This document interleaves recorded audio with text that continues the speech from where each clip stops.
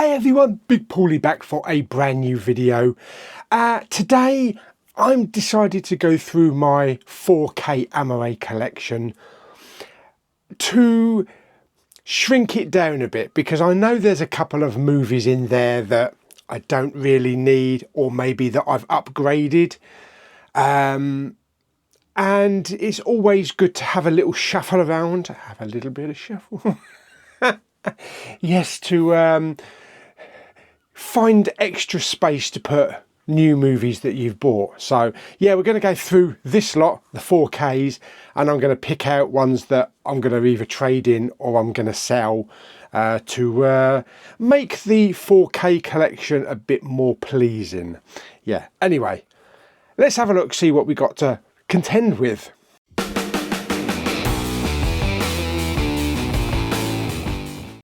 Okay, so this is where the 4K collection starts. So we go all the way along, right along to underneath the TV. Then we got another shelf down there with 4Ks that come all the way back along here. And then we have another shelf down there that has 4Ks. Down the bottom is like HMV, what do you call them, premiums and stuff like that. Plus also down the bottom there, that's my Arrow shelf. So they are mainly the 4K AMOAs. Of course, I've got all the DC and the Marvel stuff up here. And I've got all the collector's box sets up there as well. But for this video, we're mainly dealing with this lot across here. Yeah, so I mainly decided that, you know, from time to time I need to shrink the collection down a bit. I've done it with the Blu-rays. I've got rid of a lot of Blu-rays, and that's given me more shelf room to put stuff that I want. And I haven't actually done it with the 4K, so now's the time to actually do it.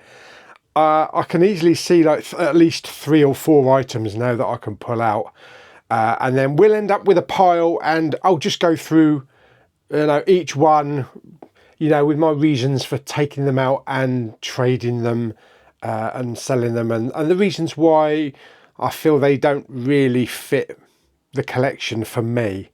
But yeah, let's get on with it, and we'll see what pile we have when we finished. I might do the same with Disney, certain Disney titles, because I do have multiple copies of Disney's, things like The Lion King. But I have, like, when it comes to the live action, I've got like the 3D live action, the 4K live action, and I need to think, which ones do I really want to keep? And the steelbooks as well. There are a few 4K steelbooks that I've actually doubled up on now, because I've got new versions. For instance, the Sleepy Hollow, the black Sleepy Hollow one. I also have the grey and white steelbook book, which I really don't need now. So I'll probably sell that or trade that. So there are a couple of ones that I can get rid of there. I'm also toying with the idea of maybe shrinking down the Avatar collection, because I've got the 2 big 4K collections, but I've also got probably about 5 steelbooks, varying from 4K to Blu-ray and 3D. So if I've got the 4K and the Blu-ray already in these collector's editions, why am I holding on to a Blu-ray Avatar steelbook? I don't really need to. So yeah, it's just, you know, getting into the collection and realising that it has to shrink down a little bit, and reorganising and making it happy, making it me, making it reflect me. So yeah, that's going to be quite a task. Also, we're going to do the steelbook corner in the next 2 or 3 weeks as well. So the steelbook corner really does need a shake up, because they're just all over the place, and I need to get better shelving for the steelbook corner, because a lot of the steelbooks are hidden, and I've got multiple copies of different steelbooks in there. So maybe I can get rid of some of those as well. But anyway, I'll get on with this, and I'll show you the little pile that I've got when we're finished.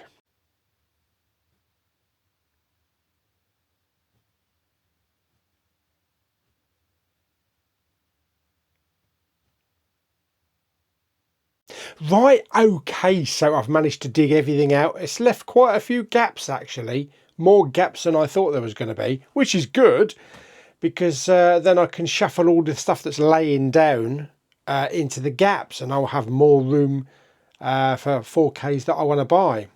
Okay, so we've got quite a stack here.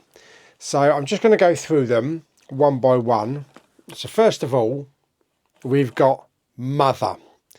I watched this once. I don't really think I'm ever going to watch it again. Jennifer Lawrence and Javier Bardem. It was an interesting watch. It's all to do with like Mother Earth and nature and all that kind of stuff and what people represent. It's a bit too brain taxing for me. I like simple stuff. Okay, next up we have Mila Jovovich in Monster Hunter. I imported this. We never got a cinema release where I am for this, so I decided to import it and watched it and thought, oh damn, I could have saved me money. It's a one-time watch. It's not that good. Next up we have Logan. Now I already have the I think it's an HMV first edition. I think it is, yeah. And what I've done, I like the slipcover for this. So I've actually put the slipcover inside the first edition with the first edition. Doesn't make sense, does it? No. So I've just got the standard amaray that can go now to give me a bit more space.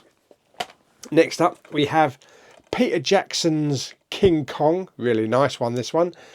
Don't need this now because I have bought the big limited edition box set that comes with a steelbook. So yes, don't need that one. What we got next? We got Jungle Cruise with Dwayne "The Rock" Johnson and Emily Blunt. Don't need this. I've got the 4K steelbook. So I think the only reason I bought both was because it had different artwork. So I've got to get out of that habit. I've got to get out of that habit. Oh dear me, what's it like, eh? Anyway, I'm happy with the 4K steelbook. Next up, we have The Fifth Wave with Chloe Grace Moretz. This was tipped as like the next big disaster thing, franchise. I think there was multiple books, but they only ended up having one film. So I don't think I could be bothered to watch it again. Next up, we have A Perfect Planet with David Attenborough, narrated by David Attenborough. Now, I do like these. I do like these kind of like Planet Earth type of stuff, but what's the rewatchability on it? I know I've got an OLED, but what's the rewatchability on these? I'd probably much rather just put a film in and watch a film. Yeah, it's going to be once in a blue moon, and it's probably not worth keeping on the shelf. Then we have Triple X, Return of Xander Cage, and I think this was only bought because it was something like £6 or something when we used to have the bargain bins. And I think I bought this from Westwood Cross HMV. That's going back. That'd be like 2017 or something. 2017, 2018. That shows you how long ago that was. Next up we have Warcraft, the beginning. I watched this. This is kind of like trying to be an Avatar. Although it's based on like the board game, isn't it? The like the Dungeons and Dragons type of thing, you know, cards and strategy and all that kind of stuff. I thought it was just okay. Yeah, it was very slow in some places. Next up we have Spiral with Chris Rock and Samuel L. Jackson from the Book of Saw. I don't have any other Saws. I don't think I have any other Saws in my collection. And this was okay, but I'm not really into the Saw franchise, to be perfectly honest. I didn't think the first one was that good. Get slated in the comments for that, Paul. Next up, we have Snow White and the Huntsman. Again, just bought it because it was cheap. Comes in a slim case with this weird plastic thing on the outside. It's like a plastic sheen. I don't know what it is. But I haven't watched it since I bought it. So what's the point? What's the point in keeping it? Next up, I'm actually getting rid of Sausage Party. It is a one-time watch. I know it's a TV series at the moment, but once you've seen this, you've seen it all. Oh dear. Next we have Peter Rabbit. This was quite an entertaining film. The second one was meh. But again, how many times am I going to go back and watch this, knowing that it's actually got James Corden voicing in it? Although it does have Daisy Ridley, so that's a plus. Next up, we have Blue Planet 2. Again, another one of the David Attenborough 4K ones, but again, rewatchability, it's not something that I'm going to be plucking off the shelf. Oh, let's go and watch some turtles swimming in the sea.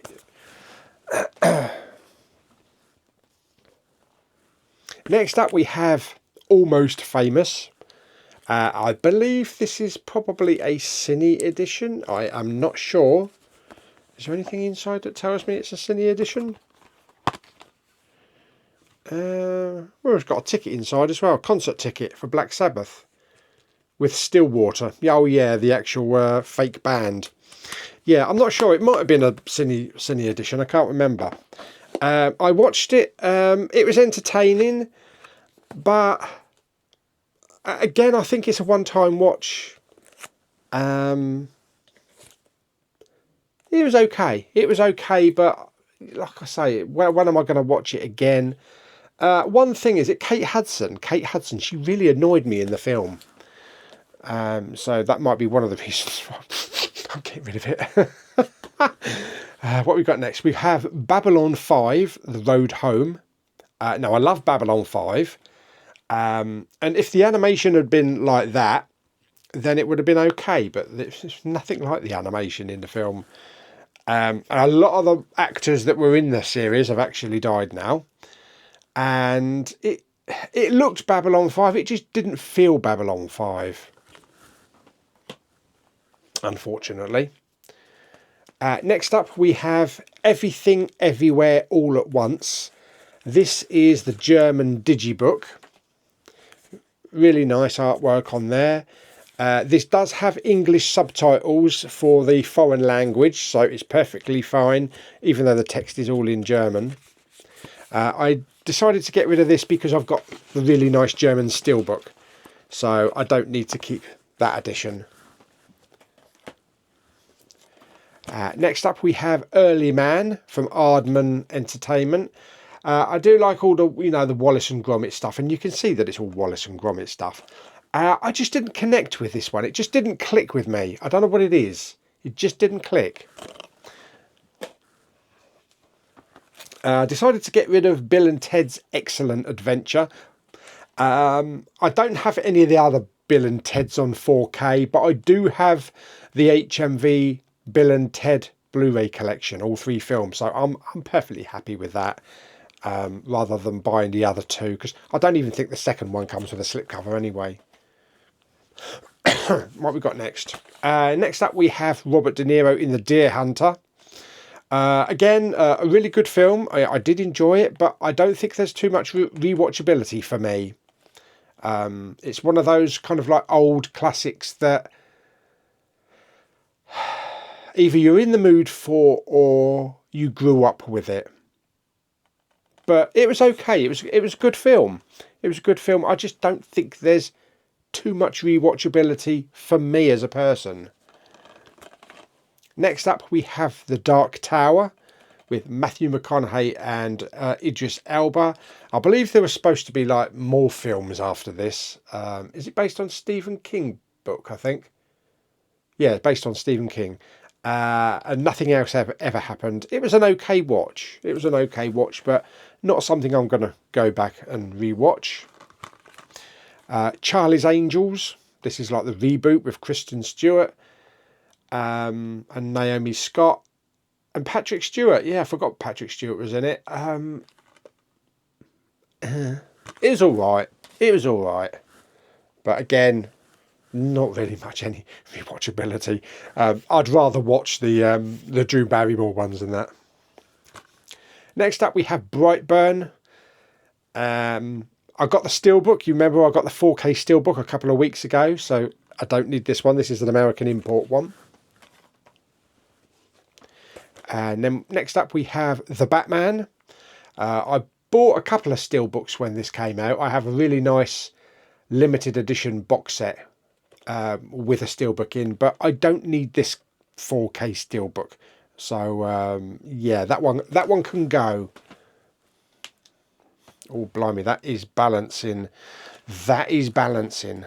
Right, might have to do a bit of magic here because I don't want it to go crashing down. Next up, we have Sleepy Hollow. This is heavy. This is really heavy, man. Far out. This is the Steelbook. Nice artwork on the Steelbook, but it's a book as well, and it's a very novel idea, as you can see. And you got all the story in there, and you got the discs. But I always wanted the black Steelbook, which I now have. A mint black Steelbook, so I figured there's no point keeping this copy, so I'll be getting rid of this one as well. And that really is heavy, flipping Nora. Can't believe how heavy that is. And next up we have Cruella with Emma Stone. I do have the 4K Steelbook, so I'm happy to leave that one and let that one go. Orca, the 4K Steelbook, which was sent to me from one of the distributors to actually watch and review, and I've done that. I don't think I will go back to rewatch it. I'd rather watch Jaws, to be honest. This is going to be a very controversial one, I'm telling you now. The Exorcist. Yes, The Exorcist. Extended director's cut and original theatrical version. Yes, this is a really nice Steelbook. I've still got the J card and all that, and it comes with 4 discs, I think. I think this was like 50 quid when this first came out.